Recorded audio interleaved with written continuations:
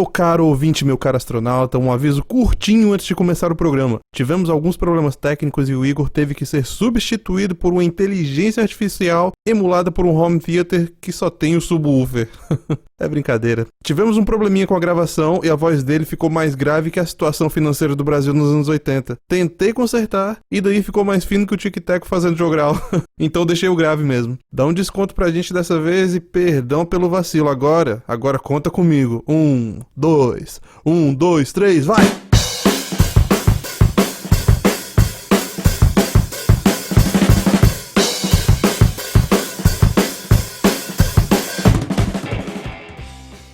Igor, estamos de volta aqui no Sem Gravidade Podcast. E trouxemos tema novo, programa novo, tudo novo em mais uma semana. Estamos aqui, assíduos na sexta-feira, como sempre. É isso aí, assiduidade é o nosso nome do meio. E hoje vamos começar o nosso papo aqui. Cara, eu não sei se você é desses, mas eu vou perguntar assim mesmo. Você tem experiência com cirurgia, cara? Já passou por uma dessas?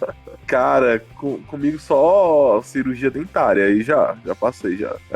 Já tive umas tretas, principalmente no dentista. Vou contar uma delas, né? Era pra eu arrancar um dente. Só que eu não sei porquê, Deus me abençoou com ossos muito fortes, né? Não é porque eu sou avantajado, digamos assim, meio gordinho, não. Mas realmente eu nunca quebrei nenhum osso e já caí, já capotei. Eu andava de patins, já saí uma rua toda ralando, capotando e nunca quebrei nenhum osso, né? Aí certa vez tava eu no dentista e ela, eu não sei se faltou técnica, só que ela conseguiu quebrar metade do meu dente e deixar metade dentro, entendeu? Com certeza faltou técnica, velho. Se ela conseguiu quebrar teu dente, boa Sim, dentista cara, aqui, não. faltou técnica ali, entendeu? Aí você pensa, eu só ia arrancar o dente porque eu tava colocando aparelho, quem vai colocar sabe como é que é. E eu tinha muito dente pra pouca boca. Nesse momento que ela foi arrancar, ela conseguiu quebrar o dente dentro, né? Quebrou, saiu metade e o resto ficou dentro. Meu Deus do céu. Né? Pra arrancar o dente, 2 horas, cara. E eu lembro que minha mãe estava lá fora, ela pensou assim, nossa, por que tá demorando 2 horas pra arrancar um dente? Tá arrancando o dente ou consertando a perna, né? Exatamente. Aí o que aconteceu? Aí eu tive que fazer uma cirurgia lá na hora, entendeu? Aí tiveram que abrir a minha gengiva, pra tirar o outro dente e extrair ele de dentro. Isso aí. Isso aí foi tenso, cara. Eu fui pra casa assim pensando, velho, só queria arrancar um dente, tô com metade do rosto cortado aqui agora. Eu tenho uma história dessas aí. Eu não lembro se eu já contei no programa, mas vou contar de novo se já tiver contado. Que quando eu era pequeno, cara, eu quebrei meu dente da frente, sabe? Eu tava jogando queimada e aí jogaram a bola de um lado pro outro, né? E aí eu fui correndo de costas, cara. E uma menina que tava correndo também, ela se abaixou pra desviar e esticou a perna na minha frente. E isso foi bem na frente bem na hora que eu tava girando enquanto tava correndo. E aí, velho, cara, foi o bandão mais lindo que aquele colégio já viu. Ela me deu um bandão, eu saí voando e caí de boca no chão, meu irmão. Assim, a princípio eu caí de boca no chão e você fica meio anestesiado, né? Quando a pancada é forte. Caí de boca, tô de boa lá, só levantei, sacudi a poeira e já tava pronto pra outra. E todo mundo olhando pra mim. E eu, que foi? Com o sangue saindo pelas palavras, entende? Cara, foi um mar de sangue, eu fiquei sem um teco do meu dente da frente.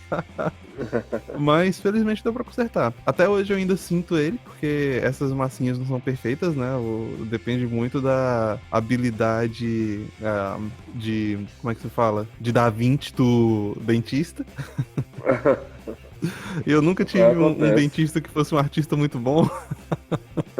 Eu tinha uma dentista preferida, assim, né? Mas depois dela eu também não consegui achar mais nenhum. Nossa, eu nunca tive disso não, cara. Dentista preferido. Cara, dentista sempre foi um momento de tensão, entende? Ou você ia pra lá pra ficar à mercê daquela maquininha do mal, aquele barulho ali entra na tua mente, velho. Aquilo ali é um trauma psicológico.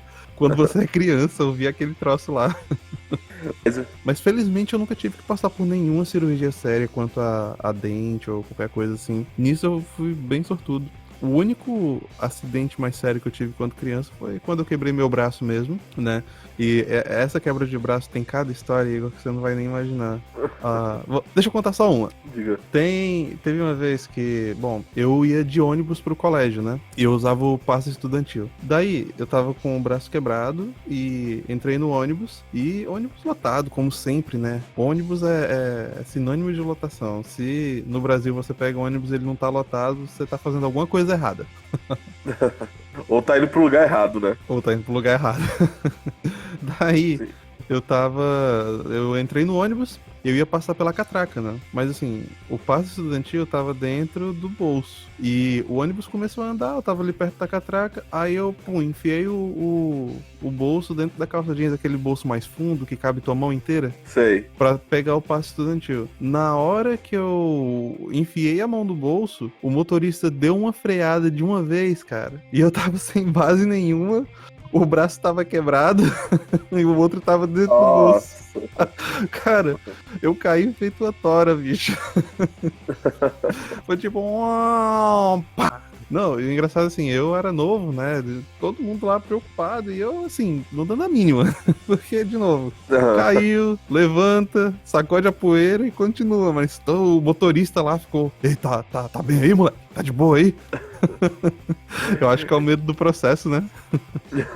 Não, eu tenho uma história com um primo meu, né? O nome dele é Quebec. Sacanagem. O nome dele não é Quebec, não. É porque a gente apelidou ele. Mas não é por causa disso aí que alguém deve ter pensado, não.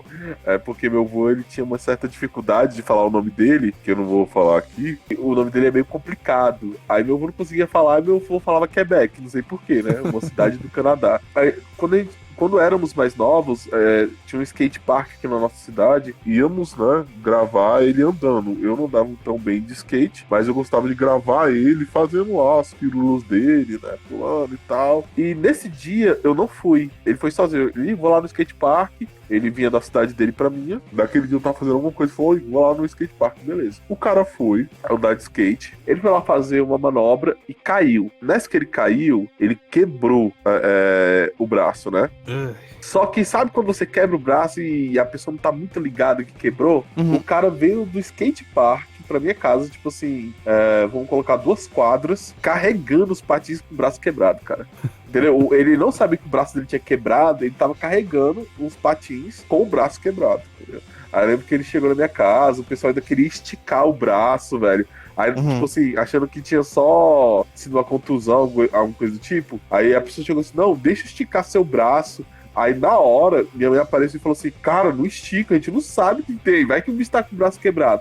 Ia piorar a situação, né? Piora mesmo, eu sei disso. Porque quando eu quebrei o braço, fizeram... Não só esticaram, como seguraram 2 dos meus dedos e sacudiram, sabe? Meu Deus, cara, deve ter sido uma dor interminável, sabe? Mas o mais engraçado, né, não é isso, é porque você sabe o que é roda punk, né? Já vou falar... Você tá lá no... coisa que, infelizmente, não existe mais. E eu também já tô muito... Depois dos 30, eu não participo de roda punk. Não dá, né? Mas eu lembro que tava tendo uma banda aqui na minha cidade, da banda .com, que é uma banda de new metal. E eu lembro que esse meu primeiro tava lá, né? Ele tava com o braço quebrado, a gente curtindo o show. Agora ele já tava com aquele negócio que coloca, agora fugiu o nome, totalmente. A tala, gesso? A tala não, o gesso, né? E o bicho com gesso, né? E a gente já empolgado, curtindo a banda. Do nada esse moleque me entra na roda punk com gesso, velho, no braço, velho. E começa a rodar. E se você sabe como é roda punk, a gente meio que sai batendo um no outro, assim, né? E o bicho o bicho entrou na roda punk pulando com gesso, assim. E todo mundo, até os caras que são mais, sabe, roqueirozão, punk, começou a olhar assim, poxa, que moleque louco, velho. O cara andando com a roda punk e girando gesso no meio do show. Mas essas são as histórias que a gente tem sobre braço quebrado. Não, depois dessa maluquice aí, deixa como tá. Sobe a música e vamos pro programa. Boa.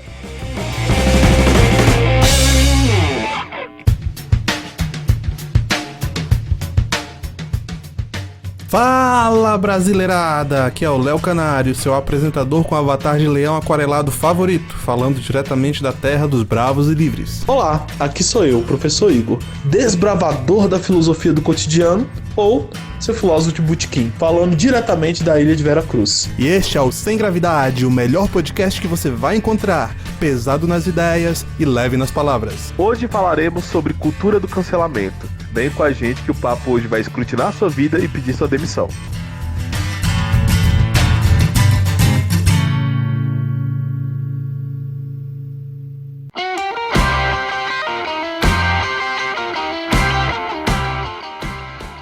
Você que tá flutuando aí no espaço do Sem Gravidade, se liga no nosso Twitter. Vai lá no @LeoSemGravidade e no @SemGravidade_PC. Dá uma curtida em um dos nossos posts. Divulga a gente, cara. A gente tá precisando de novos ouvintes. E se você tá gostando disso daqui, por que você não entrega pros seus amigos também? Um desafio que a gente pode lançar aqui, Igor, é o seguinte. Você que tá escutando, você é astronauta aí, recomenda a gente pra 3 dos seus amigos. Só 3. Todo mundo tem 3 amigos. Por que não, né? Se é bom, divulga. O que mais que a gente tem, Igor? Também estamos disponíveis no Instagram através do @LeoSemGravidade e @ProfIgorPH. Lá nós colocamos as melhores partes do programa, interagimos com nossos ouvintes, fazemos perguntas e estamos sempre lá de olho no que você fala sobre nós. É isso mesmo, e não acabou por aí não. A gente tem também nossa página no Facebook. Você pode chegar lá através do facebook.com/semgravidadepodcast. Lá você vai ter também os nossos drops, vai ter também alguns textos que a gente de vez em quando posta, e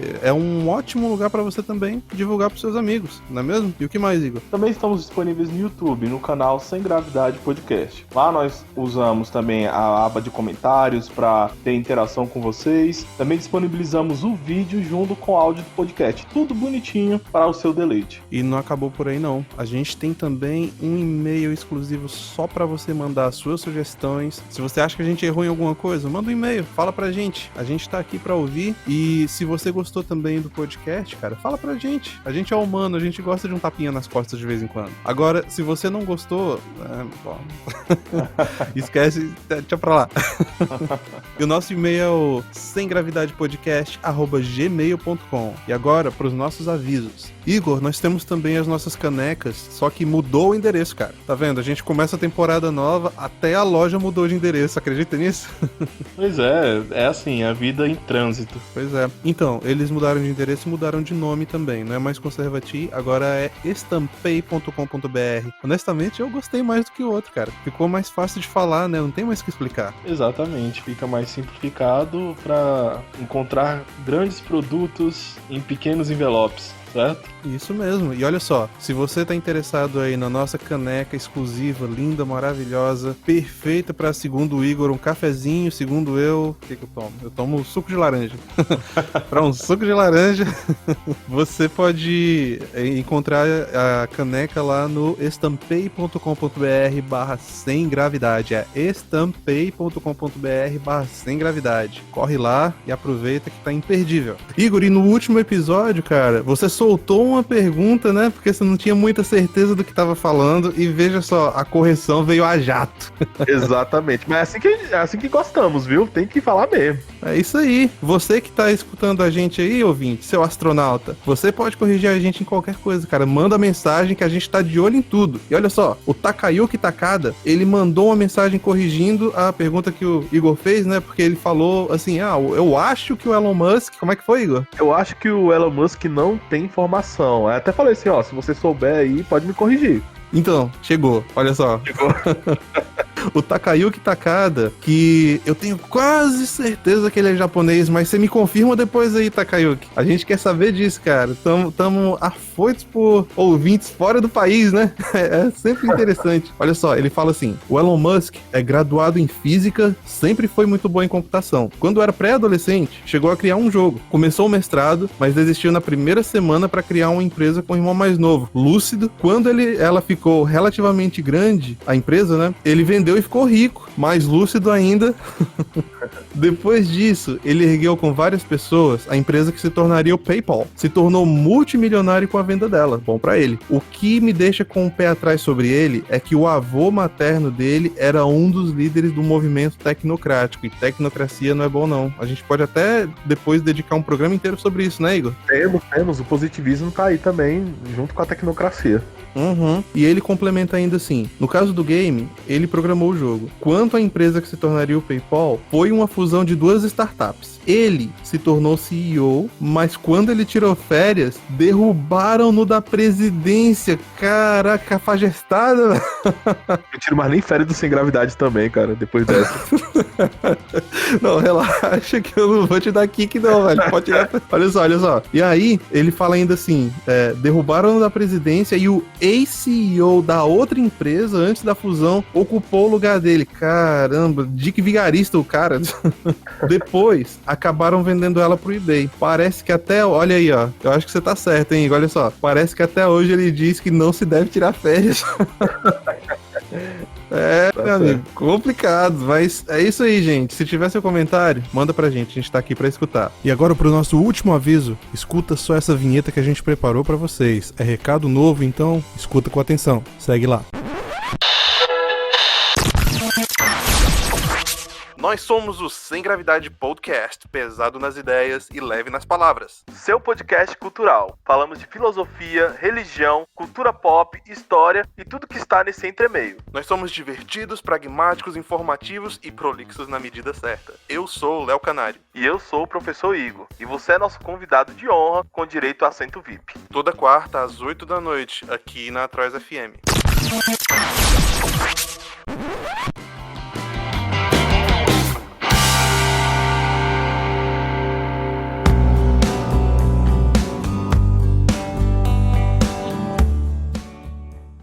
Igor, pois hoje nós trouxemos um tema que é bem ácido pro programa, difícil de falar e que também não é nada agradável. Mas a gente não tem que falar só do que a gente gosta, né? A gente tem que falar do que é importante também. E hoje nós falaremos sobre a cultura do cancelamento. Um troço terrível. Mas Sim. Tá aí, né? Exatamente, é o politicamente correto 2.0, né, da nossa geração. Eu diria que é uma involução na nossa sociedade. A gente saiu disso pra algo melhor e agora a gente tá voltando pro que é ruim, né? Às vezes, olha, tem muita gente que fala que a história é cíclica. Ela não é. A história não é cíclica. A gente tem coisas parecidas que acontecem, mas ela não é cíclica. As coisas não acontecem de novo da mesma forma, sabe? É só Concordo. que tem coisas ruins na história que, vez por outra, dão sua cara novamente com uma roupagem nova, né? É porque eu acho que eu também não gosto da ideia de história cíclica no sentido que você falou, né? Eu entendo que coisas retornam a acontecer, e de novo, carros com música passando na minha rua, como sempre, né? Eu acredito que coisas retornam a acontecer não porque a história é cíclica, mas é porque o homem não muda. O homem, ele é o que é, e é sempre o homem se adaptando a uma nova era. É muito legal você falar sobre isso, porque a gente tem essa ideia progressista de que o homem tá sempre se aperfeiçoando em busca de um ideal que ninguém sabe exatamente o que é.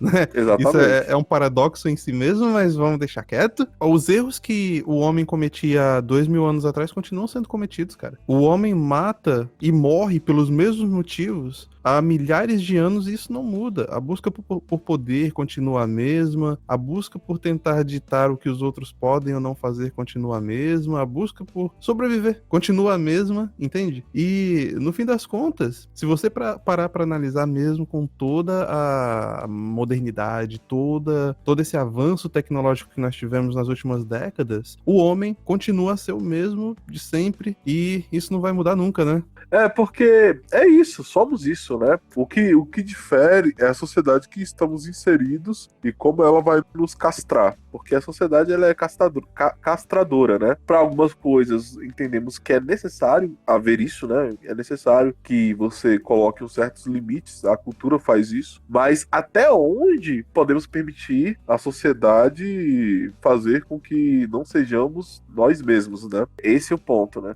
Qual a medida certa que a coerção social ela tem que agir em cima do indivíduo? Porque se a coerção social ela incide em cima do indivíduo a ponto que ele não pode representar a si mesmo, aí é opressão. Agora, existe a medida também que a gente precisa dessa coerção pra gente não sair matando um aos outros também, né? Então, o homem não muda, mas normalmente a sociedade onde ele está inserido vai ditar a convivência social. E com esse comentário a gente consegue entrar direto no nosso tema e a gente pode tentar começar definindo o que é essa cultura do cancelamento, né? Você quer começar? Sim, eu entendo que a cultura do cancelamento, ela vem pra você ver como todos os princípios, quando... Perdão, não todos os princípios. Todas as ideias, quando elas são levadas ao extremo, sempre se torna um pouco perigoso. Aristóteles, ele falava que é bom você sempre seguir o caminho do meio, sabe? Não pecar pelo excesso, nem pecar pela falta, mas conseguir ser moderado ali naquilo que você defende. Quem fala isso, na verdade, é Sócrates. Eu tô errando aqui os autores. Por que eu estou falando isso? Porque eu defendi durante muito tempo a ideia da coerção moral. E eu acho que a coerção moral, ela é muito importante. O que é a coerção moral? É antagônica à coerção formal, que é a coerção por lei. A coerção moral é a coerção da sociedade. É a sociedade falando assim, olha,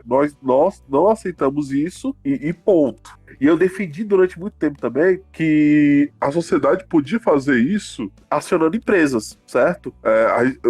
No primeiro programa que a gente gravou, Liberdade Até Pra Falar, foi o nosso primeiro programa, eu até citei um exemplo do que aconteceu na loja de roupas contra latinos nos Estados Unidos, né? Que você tinha uma loja de roupas que vendia blusa contra latinos, né? E naquela mesma loja de roupa, você tinha uma mulher que protestava todo dia ali na frente daquela loja. E eles foram reclamar com a justiça. E a juíza falou, olha, tudo bem, você tem liberdade para vender camisa contra imigrantes latinos, mas ela também tem liberdade de protestar todo dia na frente da sua loja. Isso é a América, certo? São valores que eu prezo. Agora, quando você eleva isso à última instância, tem um problema, que para mim é onde surge a cultura do cancelamento. E eu até faço um adendo aí a esse início de definição que você tá dando, né? Que eu diria que, primeiro a gente volta um pouquinho no tempo e a gente fala sobre tribalismo. Digamos que você tinha uma tribo em um dos lados e você tinha um do outro. Na África, eu não vou lembrar agora os detalhes, mas eu lembro que eu li uma vez sobre duas tribos que moravam muito perto uma da outra e se odiavam pra sempre. E ninguém sabia exatamente por que as duas tribos se odiavam, eles só sabiam que se odiavam. Eles nasciam dentro de uma tribo, o cacique, ou seja lá qual for o nome do líder deles, falava que eles odiavam a outra tribo, eles eram instigados durante toda a vida a odiar a outra tribo, e quando cresciam, odiavam a outra tribo. Então, você tinha uma inimizade que não tinha necessariamente um motivo, né? Isso é tribalismo. É você aderir ao teu grupo, porque sim, não existe um real motivo para você odiar o outro grupo, entende? Mas você odeia mesmo assim. A cultura do cancelamento tem a sua base nesse tipo de pensamento, que é o que? É o meu grupo contra o deles. Eu faço parte dessa patotinha aqui, eu vou defender essa patota até o fim. Perceba que o que você falou é muito importante. Tem um autor nos dias atuais que vai se esmerando por esse argumento, que é Michel Marfesoli. É um sociólogo, um dos mais famosos, que vai falar sobre pós-modernidade, que é um termo que alguns sociólogos odeiam e outros amam. Dentro da sociologia, falou em pós-modernidade, você começa a porrada, assim, entendeu?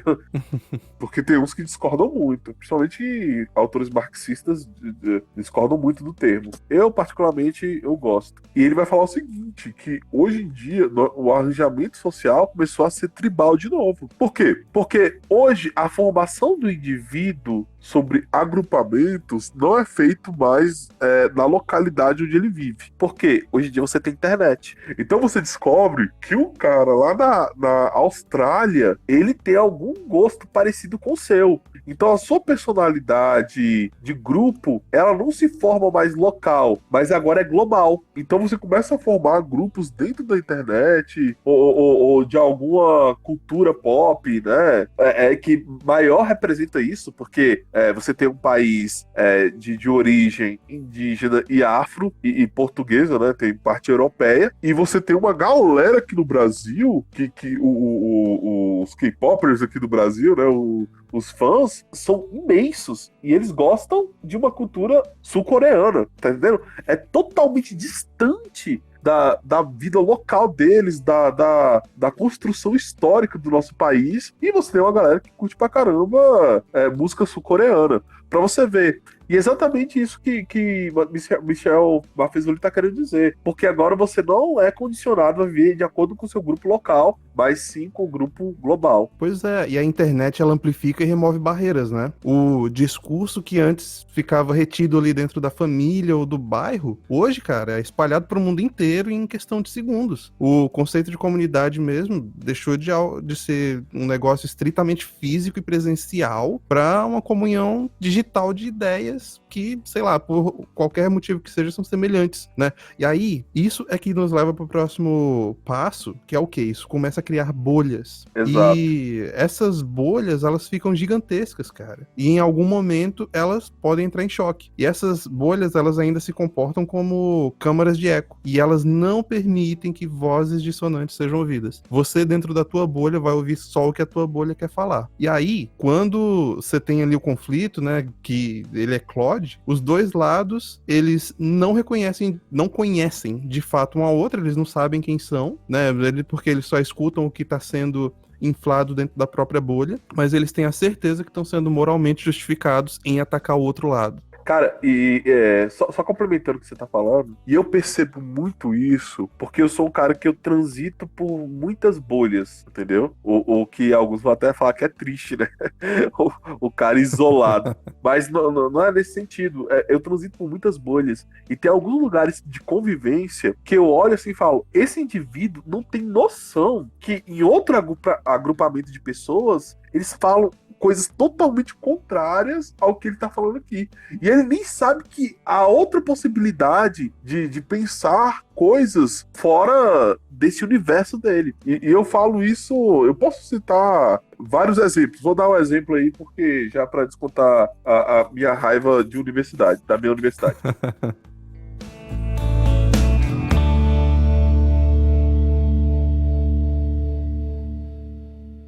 Eu fui xingado, repudiado, ameaçado, processado, chantageado, cancelado, exorcizado, caramelizado e mais qualquer outra forma de banimento da sociedade contemporânea. E eu continuo aqui.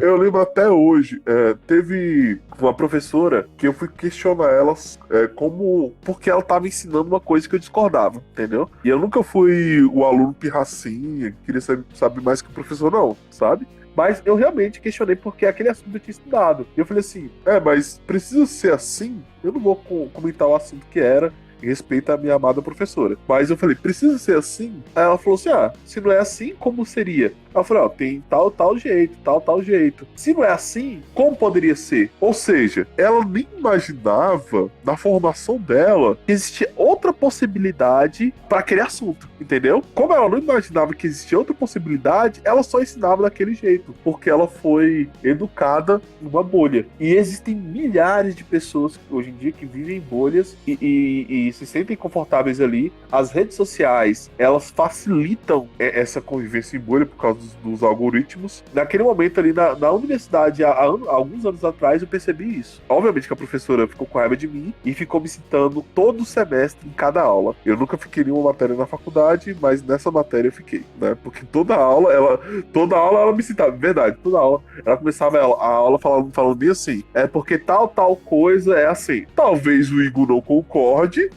Eu só ficava rindo um semestre todinho me citando na aula, cara. Então, mas essa mulher aí, ela reprovou em ética, né?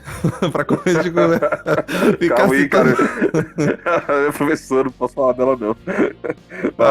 Mas eu posso. Eu não sou professor. Não tenho elo nenhum, meu amigo. Professor antiética do caramba. Volta pra escola, mulher. Calma, cara, vai lá.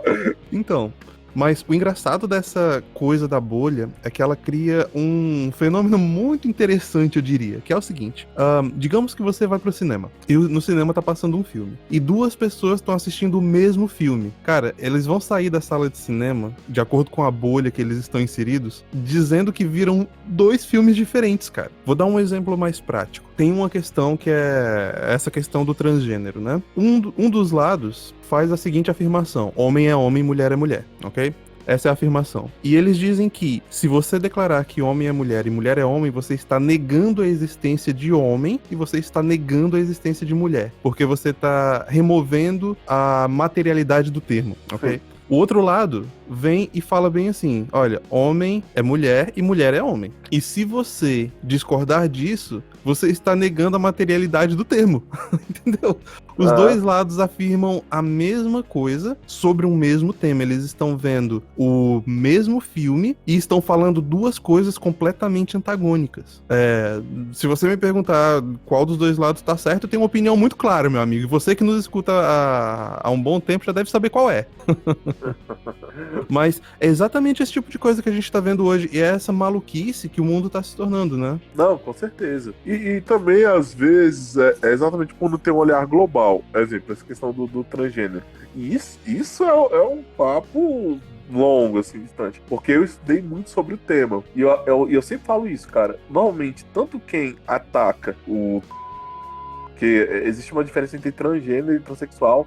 Inclusive, eu já vi reportagem na TV não fazer essa diferenciação, né? Que existe a diferença de transgênero, mas não vou ficar explicando o Zé Palestrinha aqui não, né? Transgênero seria quem se identifica com gênero e transexual é outra coisa, né? É uma questão tratada dentro do CID-10 que vai classificar as doenças e tal. Que no caso não tô falando que é, né, necessariamente um transtorno no CID-10, um transtorno de sexualidade. Existe uma diferença muito grande. E eu sempre falo, tanto quem ataca esse assunto quanto quem defende, dificilmente você vai encontrar uma pessoa que estudou sobre. E exatamente porque essas pessoas vivem em bolhas e elas não conseguem ter uma visão global sobre esse assunto. Mas, voltando aí a essa questão, né? O grande problema é que toda essa discussão sobre cancelamento, ela acaba se transformando naquilo que a gente chama de imaginação totalitária. Tem um filósofo que fala sobre isso, um filósofo brasileiro, ele é Francisco Hatsu, se não me engano. E ele fala um pouco sobre isso, porque como você começa a defender ideias na internet, você acaba esquecendo totalmente de humanizar as relações. Então, você pega aquelas pessoas que você está atacando e você não vê ela mais como pessoas. Você vê ela como ideias. E contra ideias, amigo, você pode falar qualquer coisa. É bem diferente de você ter uma pessoa na sua frente e você atacar essa pessoa.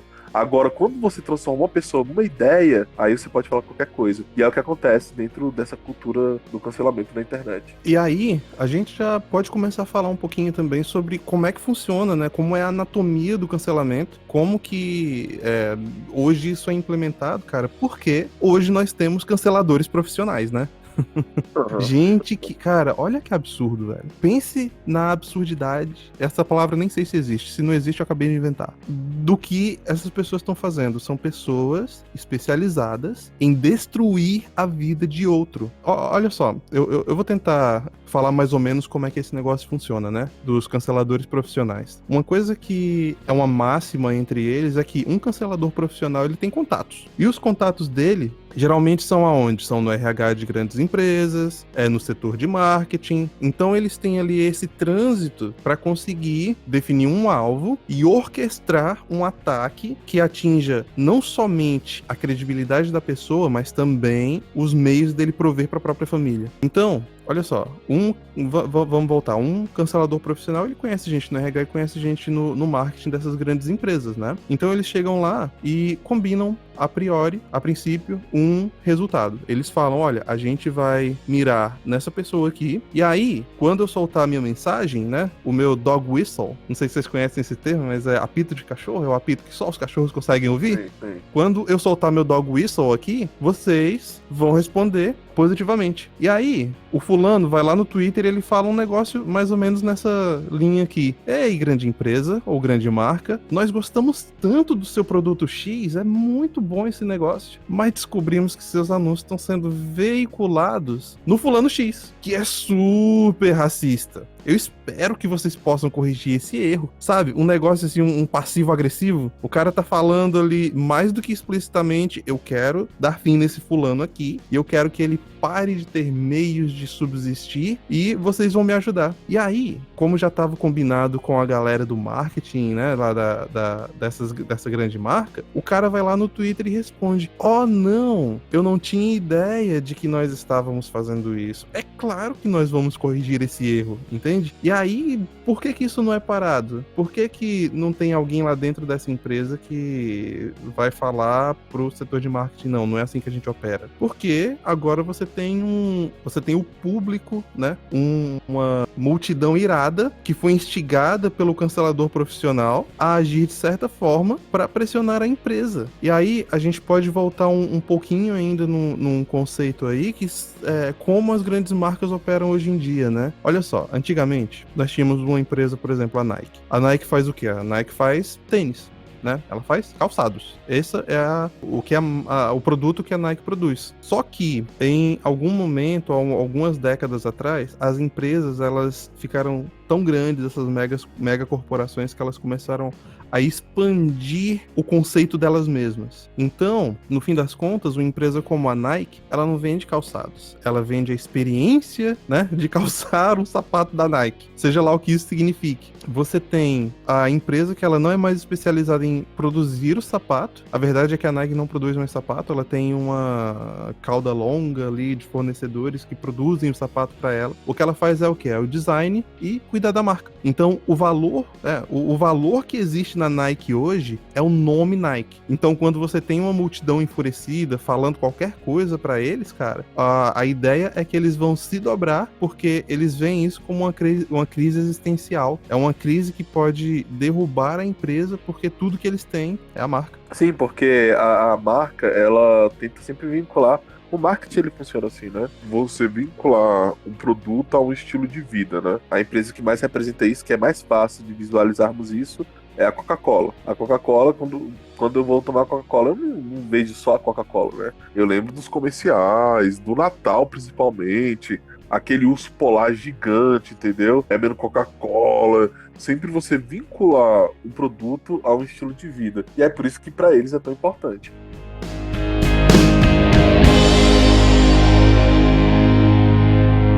Eu fui xingado, repudiado, ameaçado, processado, chantageado, cancelado, exorcizado, caramelizado e mais qualquer outra forma de banimento da sociedade contemporânea. E eu continuo aqui.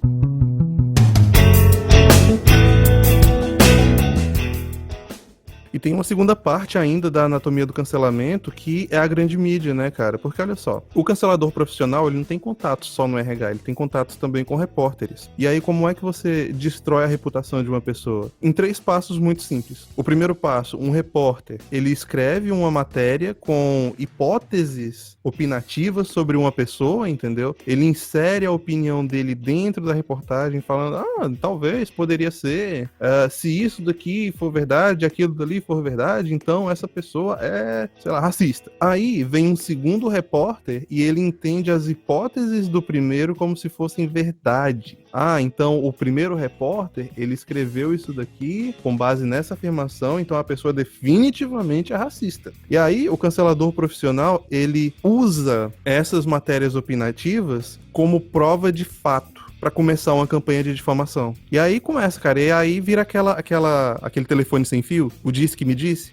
Fulano disse que tal pessoa é assim, aí o próximo já aumenta um pouquinho, né? Antigamente, era normalmente quando alguém fazia uma coisa bem feia mesmo, sabe? Explícita. Aí você fala assim, não, beleza, vamos cancelar, vamos parar de seguir esse cara, vamos chamar as marcas. Só que aí, algumas pessoas que estão dentro da disputa política perceberam que isso dá certo. Então você começou a criar patrulhas pra não julgar as ações verdadeiramente do indivíduo, mas para delimitar aquilo que o indivíduo fala. E é esse o problema da cultura do cancelamento. Porque ela não tá indo contra as ações de alguém. Você não vê um cara que... eu ia citar o nome de uma pessoa famosa, mas o medo do processinho aqui é grande, entendeu? Mas você... vou falar a história. Você não vê o pessoal querendo cancelar um cara que jogou o corpo da mulher pros cachorros comer, entendeu? Um grande atleta aí. E perceba, não é essa pessoa que eles querem cancelar, mas alguém que talvez por algum ato falho, ou por um momento, porque nas conversações, às vezes, falamos algumas coisas que não queremos. Faz parte. Isso faz parte da vida, do diálogo, do trânsito da vida. Tem até o nome da psicologia para isso, o ato falho, né? Você tá com alguma ideia na mente, você vai e solta ou uma ideia anteposta a ela, ou a própria ideia que você tá tentando travar. Quando você fala assim, eu não quero falar alguma coisa, a probabilidade de você falar aquilo é muito maior, tá? Então, isso é natural do ser humano. Então as pessoas, elas não querem cancelar as ações cruéis de alguém. Elas querem cancelar agora de maneira de patrulhar aquilo que as pessoas falam. E isso sempre está envolto de alguma patrulha ideológica, de um politicamente correto, entendeu?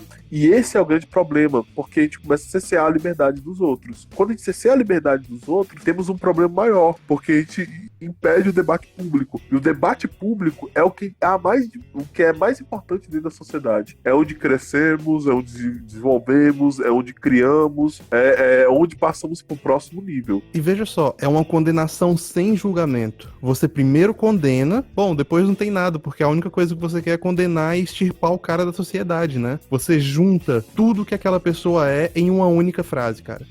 Você pega todo o ser, toda a carreira, tudo que significa aquela pessoa e junta aquilo dali em uma única frase que aquela pessoa falou na vida inteira. E sabe qual é o aspecto mais trágico da cultura do cancelamento, Igor? É que não existe caminho de redenção, meu amigo. Se você é condenado pela multidão enfurecida uma vez, mesmo que seja por puro tribalismo, só porque você pertence à tribo oposta daquele cancelador profissional você é cancelado pelo resto da tua vida. Você é proibido a você o direito de subsistir, porque você vai ser demitido do teu trabalho.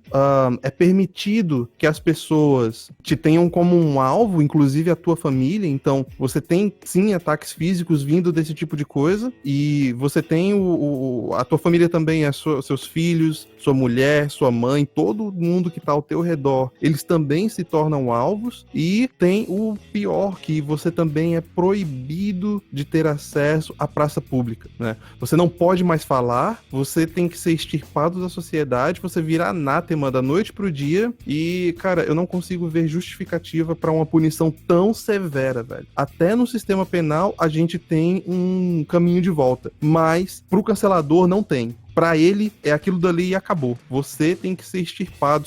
Olha, honestamente, eu acho que é só porque eles não têm o poder, mas se eles pudessem, ele te matava. Exato. Mas é verdade.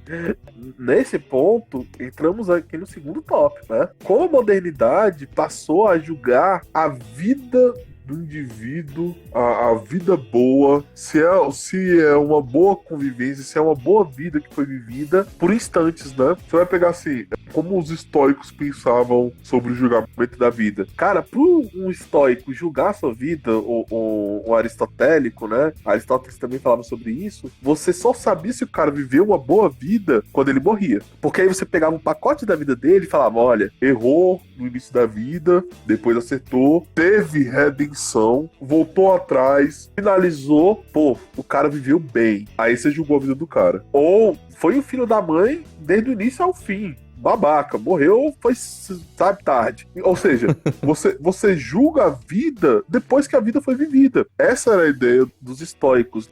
Dentro do cristianismo também não é tão diferente. A vida sempre é julgada após a morte. Hoje em dia, na modernidade, nós julgamos instantes. Perceba, eu acompanhando um podcast famoso aí... Igor, só colocando uma parênteses aqui, você tá muito certo, cara. Não cita não, porque não estão pagando. Acompanhando esse podcast, o cara, ele tava falando sobre uma região do Brasil. Nesse trecho, ele faz uma defesa do caramba sobre essa região e fala coisas muito certas, entendeu? Falando sobre a liberdade do povo, que como às vezes o Estado cria situações contraditórias e depois o indivíduo é obrigado a viver naquela contradição, etc e tal. E no outro momento, ele faz uma crítica não às pessoas do Estado, mas ao funcionamento daquele local. Nisso, pegaram o vídeo dele, recortaram, só esse trecho que ele fala isso, e jogaram na internet. Pronto, o cara foi cancelado. Aí, depois, pegaram o vídeo inteiro e jogaram também. Só que depois que o cara já foi cancelado, Depois que ele já teve que passar por toda uma celeuma de postagens, de pessoas atacando, é complicado. E o julgamento da vida moderna é julgamento por instantes. É uma frase que você soltou e pronto, você virou Hitler. E o problema é que, mesmo depois da retratação, né, cara, o estrago já foi feito. E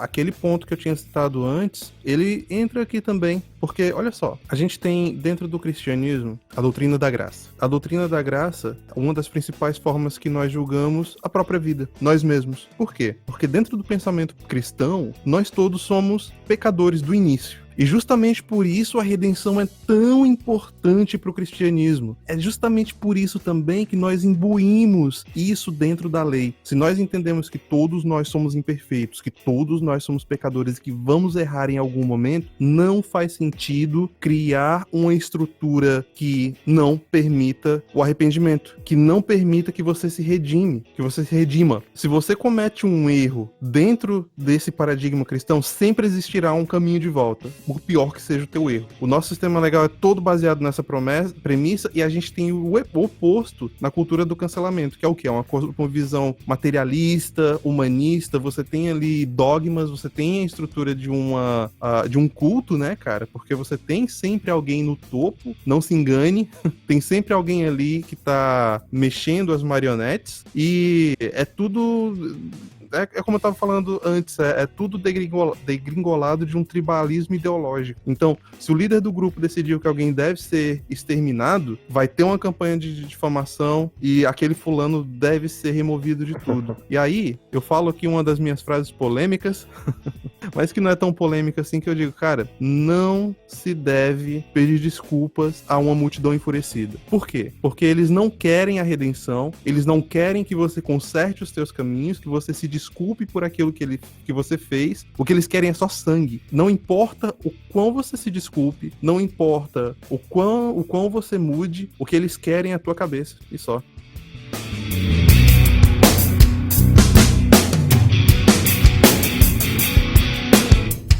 Eu fui xingado, repudiado, ameaçado, processado, chantageado, cancelado, exorcizado, caramelizado e mais qualquer outra forma de banimento da sociedade contemporânea. E eu continuo aqui.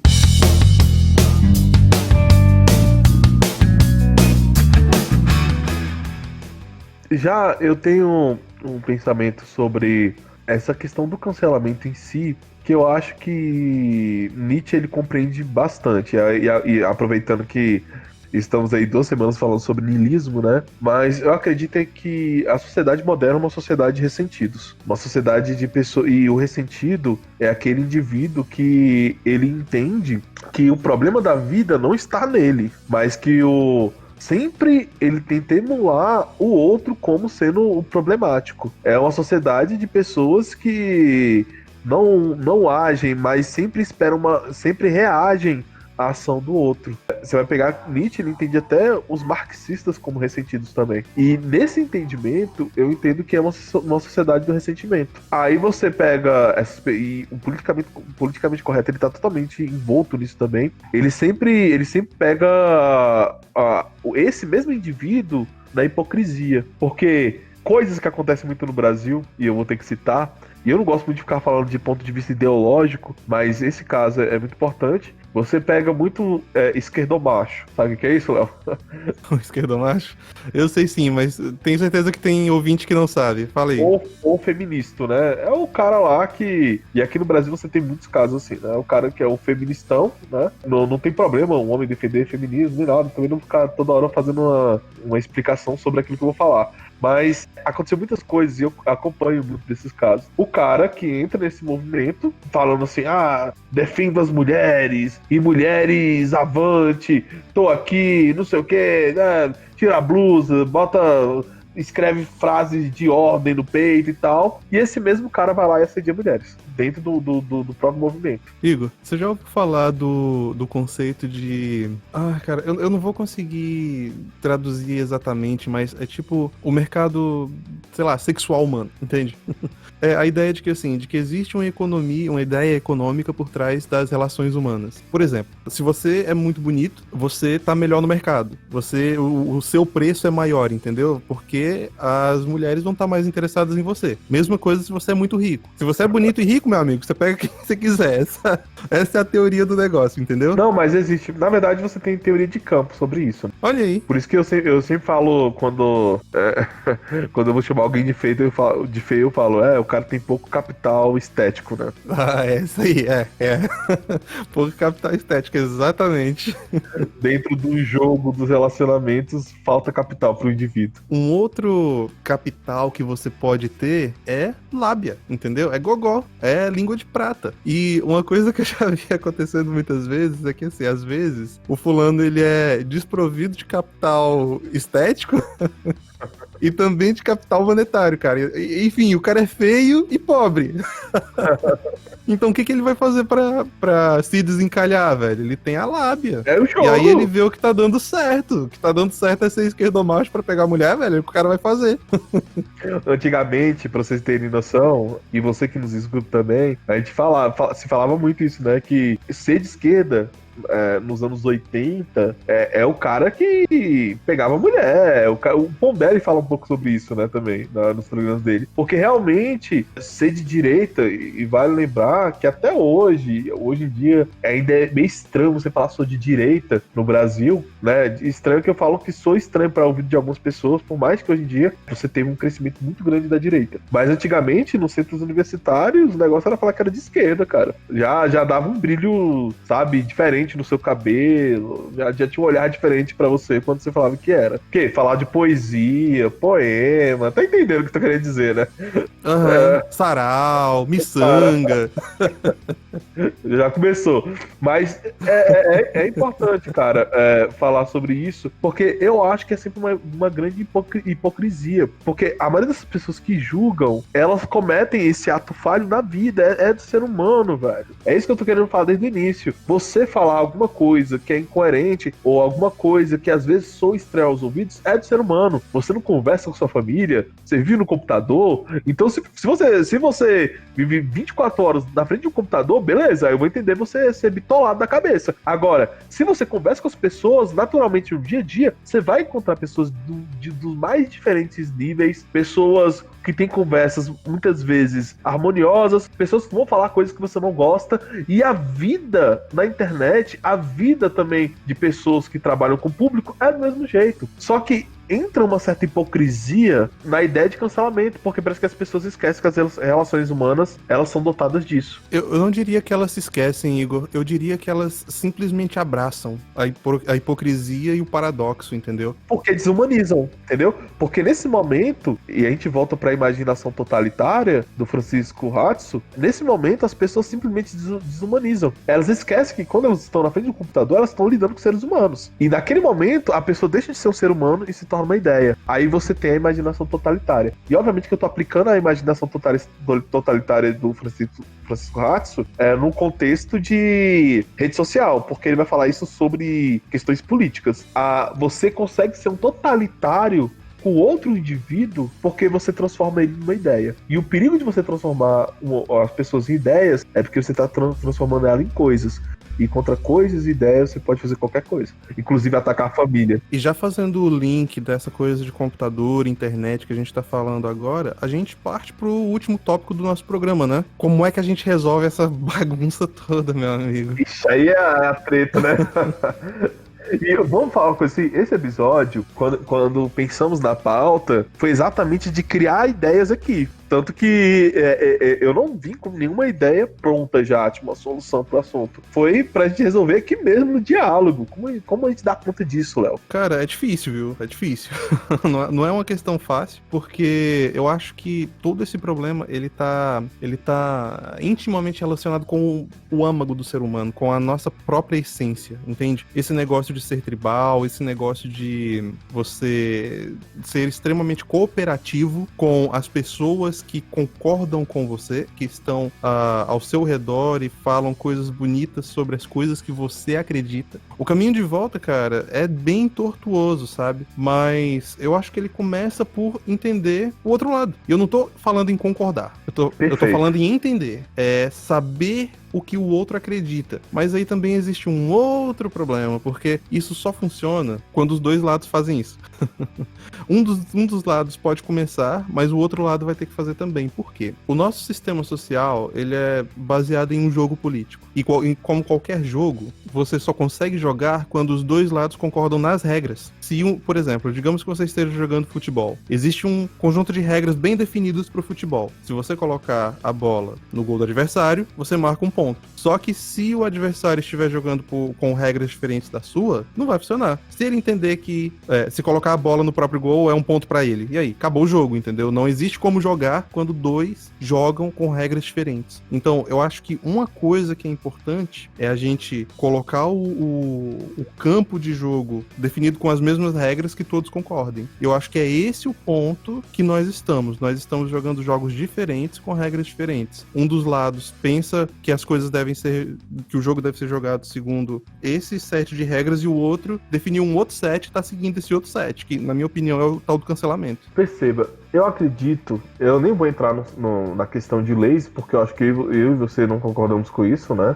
Que se crie leis para regular a internet. Eu acho que isso aí é você voltar, né, e retroagir em questões que já estamos avançando. Mas o que eu penso, sinceramente, é que a internet, a vida na rede, ela é nova ainda. Como tudo aquilo que é novo, a gente ainda está se desenvolvendo uma certa educação na interweb. Eu acredito que isso, com o tempo, pelo menos é o que eu espero, vai se regulando normalmente, como tudo na vida, né? Como aconteceu na Revolução Industrial e agora está acontecendo nessa revolução tecnológica que vivemos, né? Vale lembrar que no Brasil você começou a ter acesso à internet boa mesmo lá para 2008, 2009. Foi por isso que você teve os grandes canais do YouTube surgindo aqui no Brasil exatamente no período de 2010, 2011. Então eu acredito que é algo novo. Eu acredito que você tem que trabalhar isso não só em casa. Eu acredito que deve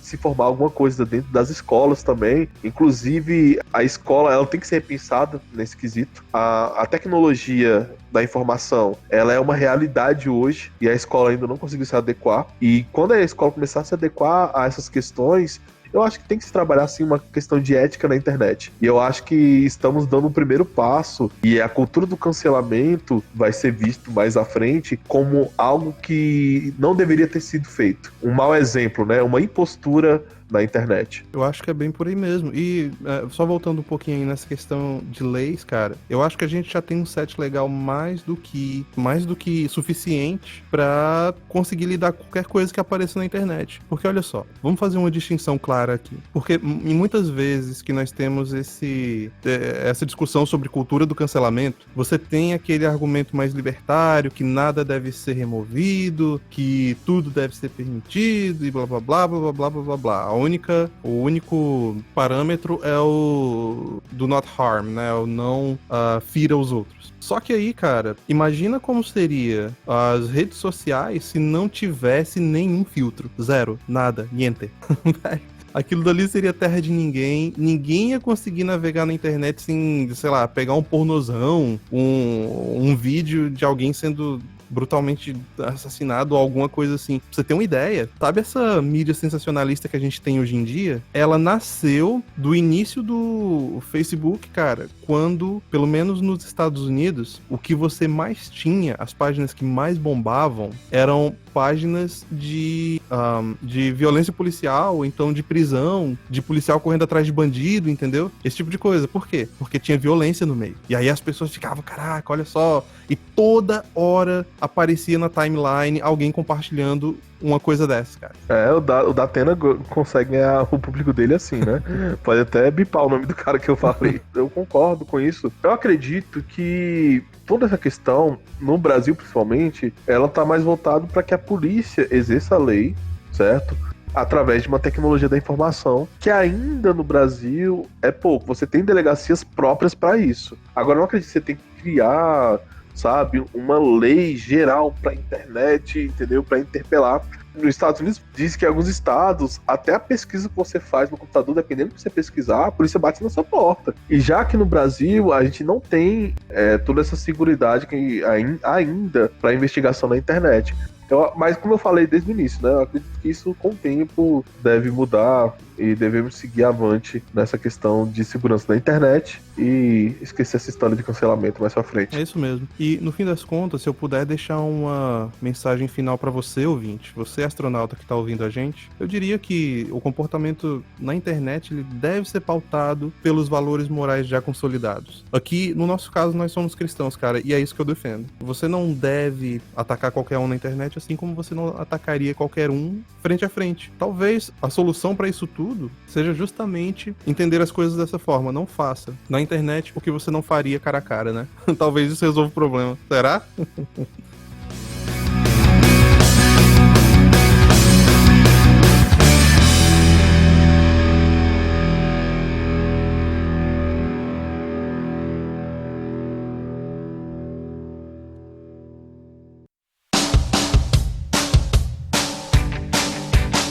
E chegamos ao fim de mais um episódio do Sem Gravidade Podcast, pesado nas ideias e leve nas palavras. Se você gostou do episódio, nos dê uma boa avaliação no iTunes, Spotify ou no seu aplicativo de podcast preferido. Nos siga também no Conservative Core e no Twitter, @semgravidade_pc, @leosemgravidade e Igor S. Gravidade. Se inscreva também no nosso canal do YouTube. Caso tenha um comentário, sugestão ou elogio ao podcast, mande um e-mail para semgravidadepodcast@gmail.com. Nos vemos no próximo episódio.